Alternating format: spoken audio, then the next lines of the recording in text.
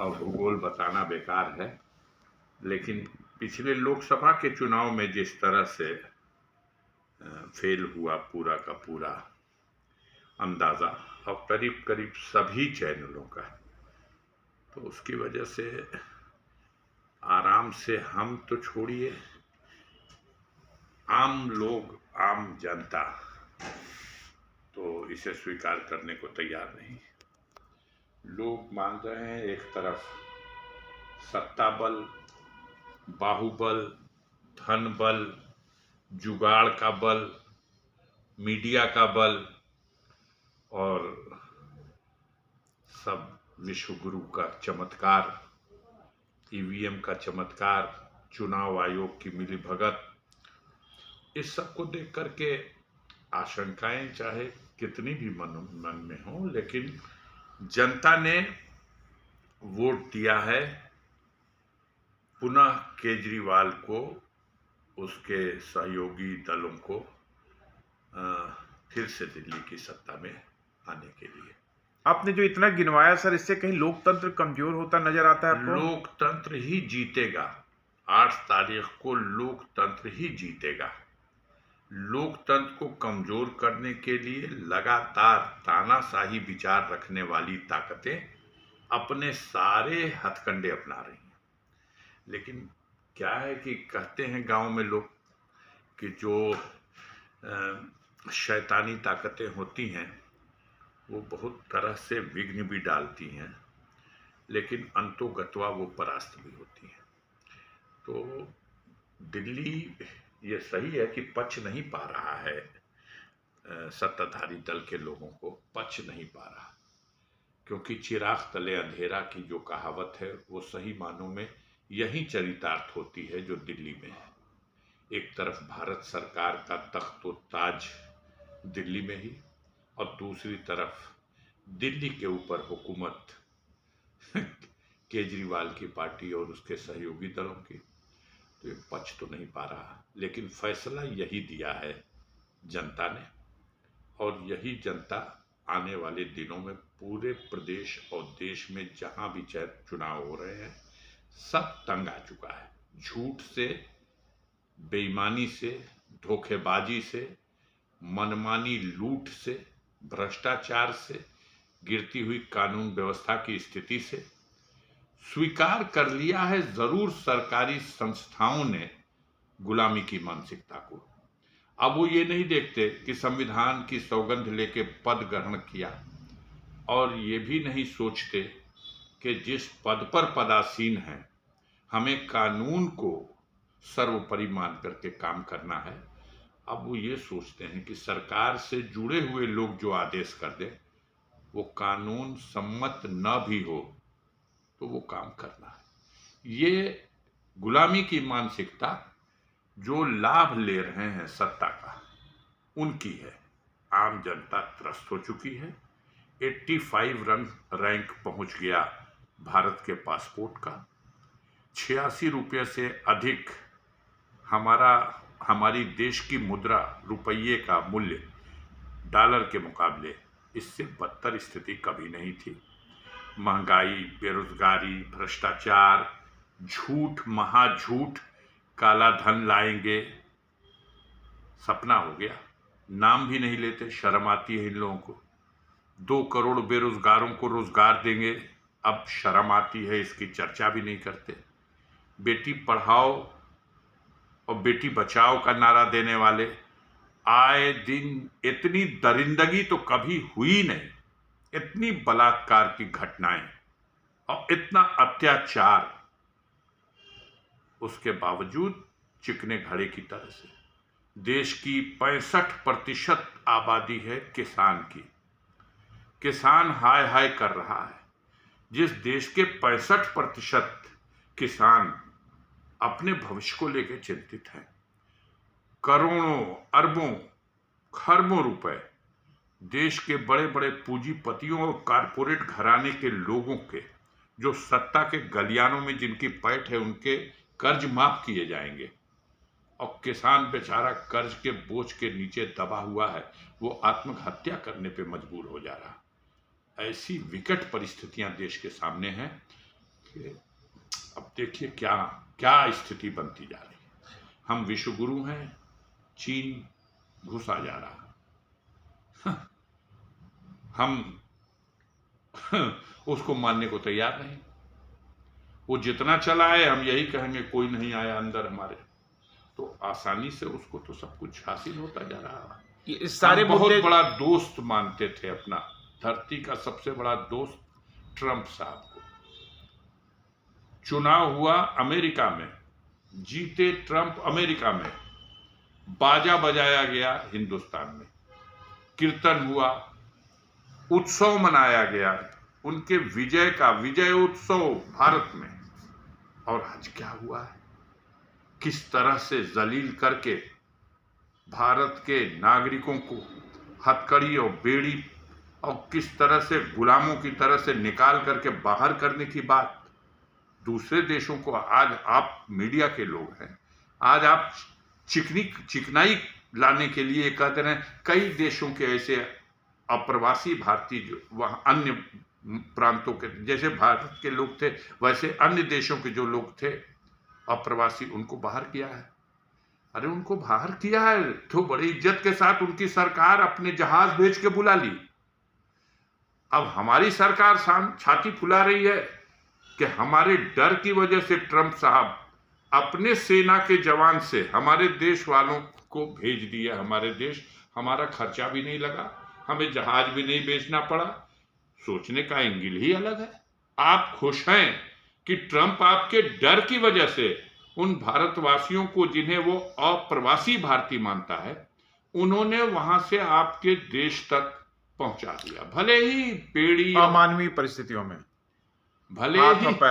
भले ही बेड़ी थी और भले ही हथकड़ी थी, भले ही अमानवीय था, भले ही उनको खाना खाने के लिए भी हथकड़ी नहीं खोला गया, लेकिन हमको जाने की जहमत तो नहीं गवारा करनी पड़ी। हमको अपना जहाज लेके जाना और फिर अपने खर्चे पर उनको लाना, और कितना बोझ पड़ता देश पे।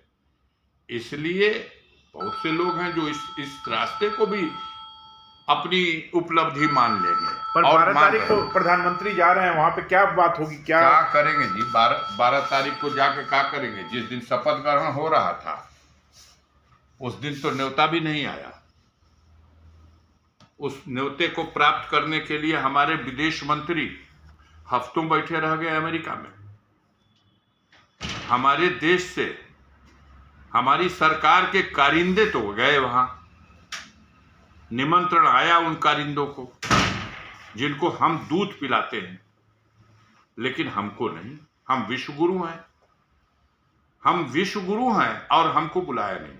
हमारे देश के नागरिकों को डर के मारे अपने जहाज से, सेना के जहाज से, भले ही हथकड़ी और बेड़ी में, लेकिन हमारे देश तक लाके पहुंचा दिया।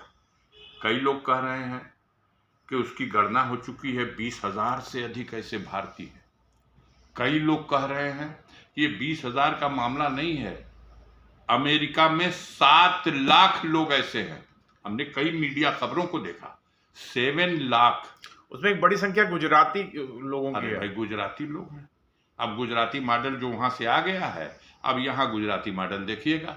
सारे हिंदुस्तान के ठीके गुजरातियों को दे दो, और वहां से आए हैं उनको सांत्वना दे दी जाएगी, घबराओ लोग मत, तुम लोगों को हम भारत में जितना कमाए हो अमेरिका में उसको भूल जाओ। वहां तुम्हारे बैंक खाते का क्या होगा, वहां तुम्हारा घर द्वार जो था उसका क्या होगा, वहां जो तुम्हारी चल अचल संपत्ति थी उसका क्या होगा, उसको भूल जाओ। उससे कई गुना ज्यादा हम कुछ ही दिनों में भारत में तुझे कमवा देंगे।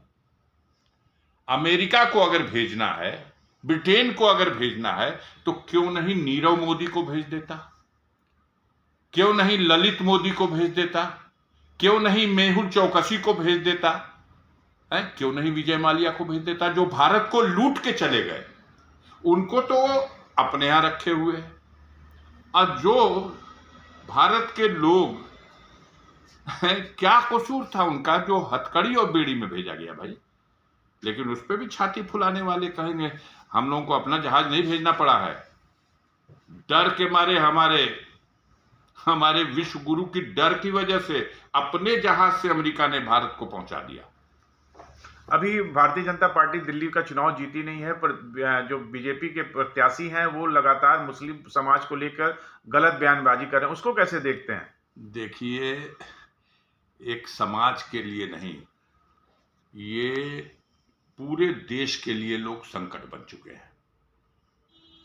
ये आकर्षित करते हैं और आप मीडिया के लोग सवाल वहीं लाके खड़ा कर देते हो मुस्लिम समाज का। ये बताइए कि डीजल 90 रुपया हिंदू मुसलमान दोनों को मिल रहा कि नहीं? पेट्रोल 100 रुपये लीटर हिंदू मुसलमान दोनों को मिल रहा कि नहीं? जीएसटी वसूली हिंदू मुसलमान दोनों से हो रही है कि नहीं? यह अत्याचार, लूट, भ्रष्टाचार और बेईमानी ये सबके साथ हो रही है। ये तो पर्दा डालने के लिए आप लोग ऐसे सवाल लाते हैं कि मामला उलझ करके मुसलमान पर रह जाए। मुसलमान का सवाल नहीं है, ये सबका, इस देश के हर नागरिक का, जो संविधान में विश्वास करता है, लोकतंत्र में विश्वास करता है और देश के कानून को सर्वोपरि मानता है। आज सब दुखी है और सबके साथ गलत हो रहा, सबके साथ अत्याचार हो रहा। सरकारें इस तरह से व्यवहार कर रही जैसे वो खुद किसी संगठित गिरोह जैसे हों। लोगों की जमीनों पर कब्जा कर लेना, लोगों के घरों को गिरा देना, लोगों को गोली मार देना, मरवा देना, हर काम कर रहे हैं।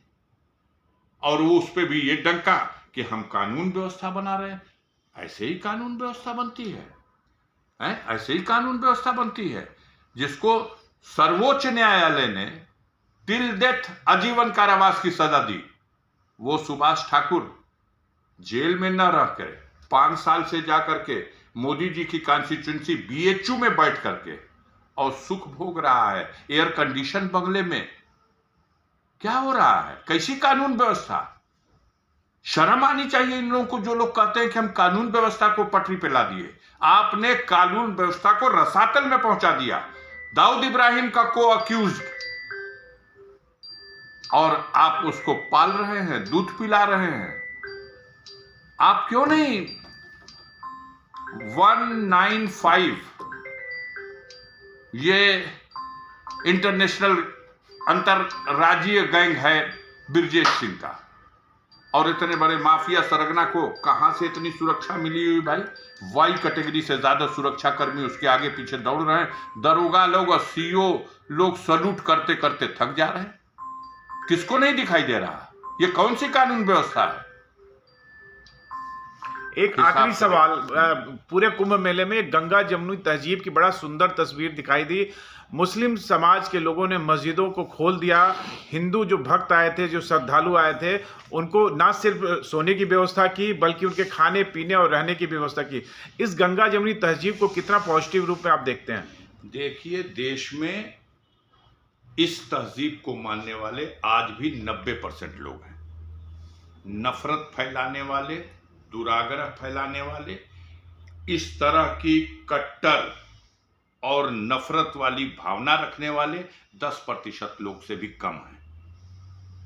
तो जब भी जहां कहीं मौका मिलेगा, आप दिखाओ या न दिखाओ, लेकिन ये दृश्य धरातल पर है कि इंसानियत एक होती है। वो हमारे हिंदू भाइयों में भी है, मुसलमानों के अंदर भी है, सिख भाइयों में है, ईसाई भाइयों में है। कुछ शैतान हैं जो शैतानी कर देते हैं, उसकी वजह से पूरे समाज को, पूरी कौम को कटघरे में नहीं खड़ा कराया जा सकता। ये तो बेमिसाल काम था और ऐसा हौसला, इससे सबक लेनी चाहिए। और सारे देश के लोगों को हम अपने हिंदू भाइयों से भी, मुस्लिम भाइयों से भी, सिख और ईसाई धर्म के मानने वालों से भी, बौद्ध धर्म के मानने वालों से भी ये कहेंगे कि जहां मानवता पे संकट हो, वहां बिना मजहब की परवाह किए, बिना धर्म और जाति की परवाह किए, इंसान की हैसियत से मानवता आपके अंदर जो है, उससे समाज की सेवा के लिए सब कुछ कुर्बान करना चाहिए और सारी सेवाएं देनी चाहिए। सराहनीय है, हम उन लोगों का सराहना करते हैं जिन लोगों ने ऐसा काम किया। वो एक बेमिसाल कारनामा है, वो इतिहास में याद रखा जाएगा। उस कुंभ में महीनों तक तो इसी पे चर्चा चलाई गई कि एक भी मुसलमान दुकान भी न लगाने पाए। घुसने और नहीं उस पाए। कुंभ में इतनी नफरत परोसने के बाद जब बड़े बड़े कैंप बंद कर दिए गए थे, उस वक्त इमामबाड़ा और उन मस्जिदों को जो बड़ा पवित्र है, उसमें मुसलमान भी जाता है तो वजू करके जाता है, लेकिन वो खोल दिया गया। उसमें कोई वजू करके आया कि नहीं आया इसकी कोई पहचान नहीं की गई। अब पूरी पूरी मस्जिदें भर गई, लोग वहां जाके बैठे, आराम किए, उन्हें पानी दिया गया, उन्हें भोजन दिया गया, उनको राहत पहुंचाने के लिए जो कुछ कर सकते थे। बड़ा सराहनीय है। मैं सैल्यूट करता हूं उनके जज्बात को, जिन लोगों ने इस काम को अंजाम दिया। Thank you.